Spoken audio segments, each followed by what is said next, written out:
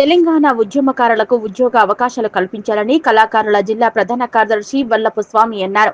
మెదక్ జిల్లా కేంద్రంలోని టీఎన్జీఓ భవన్లో రేపు జరిగే పాటల పల్లకి కార్యక్రమానికి విజయవంతం చేయాలని నిజాంపేట మండల కేంద్రంలో శనివారం వాల్ పోస్టర్ను విడుదల చేశారు. ఈ సందర్భంగా ఆయన మాట్లాడుతూ గత బీఆర్ఎస్ ప్రభుత్వంలో 550 మంది కళాకారులలో 250 మంది ఆటపాట రాని కళాకారులకు ఉద్యోగాలు ఇచ్చారని ఆరోపించారు.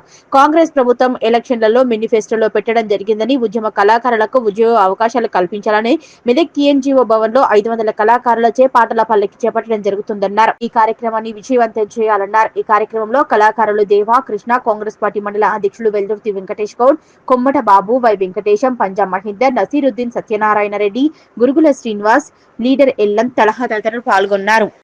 పలు జిల్లాలలో హైదరాబాద్ 32 గంటల పాటల పల్లకి కార్యక్రమం పెట్టారు. తర్వాత ప్రతి జిల్లాకు ఉమ్మడి జిల్లాలో 12 గంటల కార్యక్రమం నేర్నాల కిషోర్ అన్న ఆధ్వర్యంలో మరి మన జిల్లాకు మెదక్ జిల్లాకు 12 గంటల కార్యక్రమం 13వ తారీఖు నాడు పెట్టడం జరుగుతుంది.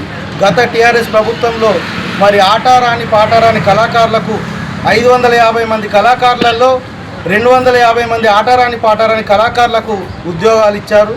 మరి ఉద్యమకారులకు కడుపు కొట్టి మరి వాళ్ళకు ఆటపాటరాని కళాకారులకు ఉద్యోగాలు ఇచ్చారు. మరి మన కాంగ్రెస్ ప్రభుత్వం మరి ఎలక్షన్ల ముందు మేనిఫెస్టోలో ఉద్యమకారులకు తెలంగాణ ఉద్యమ కళాకారులకు ఉద్యోగాలు కల్పిస్తా అని మేనిఫెస్టోలో పెట్టడం జరిగింది. మరి ఇప్పుడు సానుకూలంగా మరి ప్రతి జిల్లాలో ఉద్యోగాలు కల్పించాలని ప్రభుత్వాన్ని కోరడం జరుగుతుంది.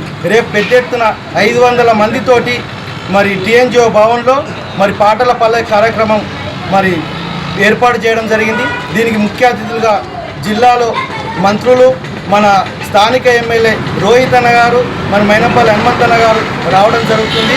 మరి ఈ ప్రభుత్వం ఇప్పటికైనా స్పందించి మాపై దయ ఉంచి మరి ఉద్యమ కళాకారులకు ఉద్యోగాలు కల్పించాలని విన్నవిస్తున్నాం.